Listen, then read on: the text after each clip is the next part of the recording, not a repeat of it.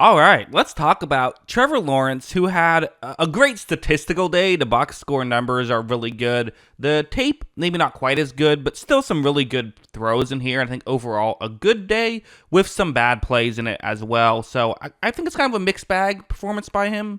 And so the question I will be answering throughout this video is, did the good outweigh the bad with Trevor Lawrence? Because again, the numbers are great, but there were some bad plays, like what you see right here. This is just a mistake by Lawrence. There's no real other way to put it.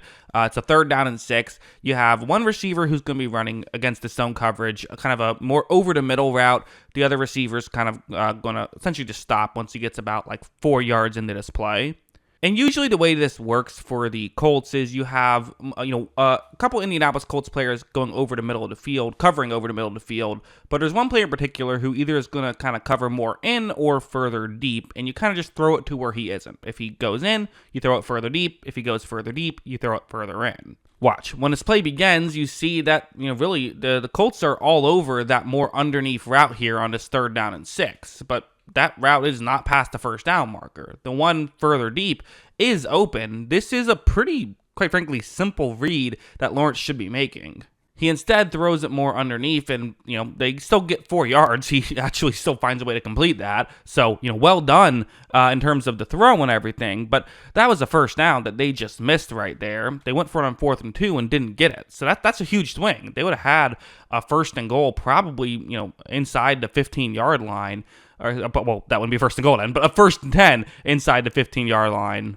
Instead, there was this, which again, there's just kind of no way to put it other than a bad play by Lawrence. But now let's flip it the other way and talk about a bad play by the Colts. And hey, what does a good quarterback do? Take advantage of their opponent's mistakes. Well, this is the zone coverage concept that the Colts are in. And Brian Thomas Jr. is going to be running a go route. But what's interesting about it is that because he isn't lined up on the outside, he's lined up in the slot right here, the corner who is supposed to cover deep is lined up on the other receiver in that area.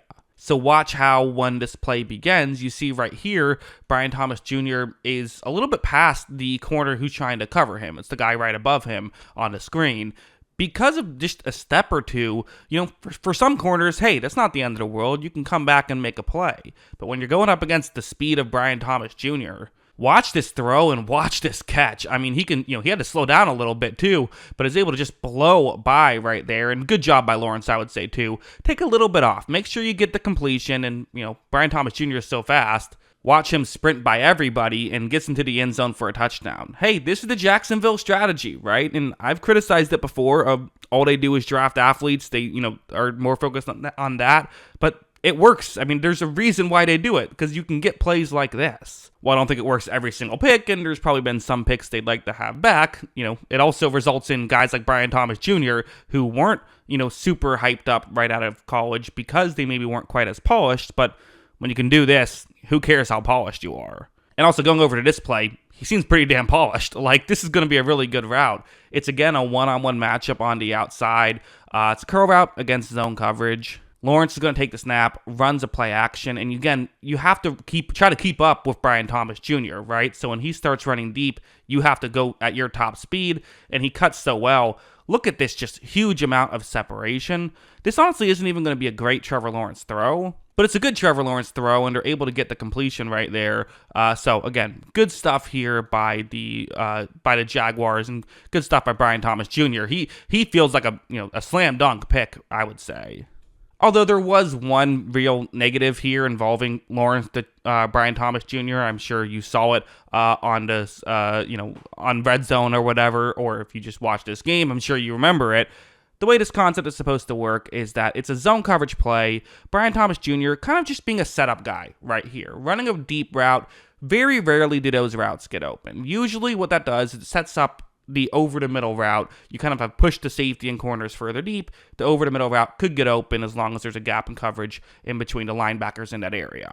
Lawrence takes a snap, though, and he's going to decide to bomb this one deep, which you can do if the safety doesn't cover it, if a corner doesn't cover it. Like, there can be opportunities to send one down the field. This is not one of those opportunities. This is kind of working exactly as you want it to work in terms of setting things up over the middle. The Colts are all over Brian Thomas Jr., which is what you want. That's why you send him down the field. But for some reason, Lawrence is throwing it here anyway. It's honestly a baffling read by him. Because of this, it gets intercepted. Okay, good defensive play for sure, but that's a bad decision by Trevor Lawrence. It's not just about what throws you do make, it's about which ones you don't as well, and this was just a bad decision. So again, he had some bad decisions in here, and that's the negative, right? And that's why I said I thought it was a bit of a mixed bag performance. But to answer the question of, did the good outweigh the bad? Well, let's talk about more good. For example, this play, I mean, some of these downfield plays are just game winners, really. I mean, it's a zone coverage concept. Again, cover 3 zone, so just a single safety deep. I'm sure Mel Kiper is a big fan right here. And what is Jacksonville going to do? We're actually going to have multiple receivers on the offense's left run deep shots, which kind of makes sense, and it's something I think you should see more often. I remember Cliff Kingsbury and the Arizona Cardinals used to do this all the time back when people thought Cliff Kingsbury was a good coach with them, right? I guess now I think he's a good coach with Washington. Things have worked out all right, but still. You see how when Lawrence takes a snap, runs a play action, offensive line holds, and he's able to throw this one down the field, and Christian Kirk is just wide open right here, winning the one-on-one matchup very effectively here, so that's very good. And Lawrence, just a beautiful throw on that one. I mean, that's really good stuff. Again, yes, you can sit here and say Colts defense, all that. Hey, making that play work is never easy. I don't care what defense you're going up against. This is good stuff by the Jaguars. And also, this play was huge as well. Listen, the Jaguars have let some games slip away from them this season, and only up 3 points with 10 minutes left on a 3rd down and goal. Listen, getting 3 more points here certainly helps, right? Forces the Colts to have to take a touchdown to take the lead. But what we would ultimately know is that the Colts would score 24 points in this 4th quarter, so they've already scored 7 of them. So maintaining a 2-possession lead is crucial.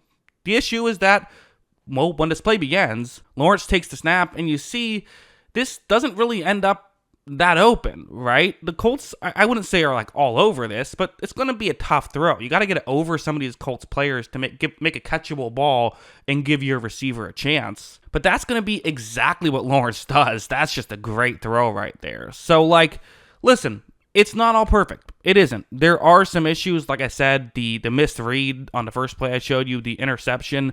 Those are just plays he has to stop making. I mean, these are really not that complex of reads. And it's weird how the worst plays that he makes are just complete what are you thinking type plays. But we're not seeing a lot of those. I mean, really, most of this was good, I would say, by Lawrence. Is the good outweighing the bad? In this game, absolutely. Again, the 371 yards on 34 attempts, well over 10 yards per attempt. I think that was a touch misleading because there was a couple of deep shots, but he also hit the deep shots, right? Like, you still get credit for those plays, and being able to hit those is what makes it work. So, was able to show off his arm talent here. Maybe the reports of his demise have been exaggerated a little bit. I think a really good game by Trevor Lawrence here. I would say this was, again, a bit of a mixed bag, but overall, a very good game. Now he has to, go to London, where it's basically going to be a home game, playing the Chicago Bears. That should be a fun game against a good defense. But yeah, those are my thoughts. What are yours? Let me know in the comments below. Always love hearing from you. And of course, as always, thanks for watching.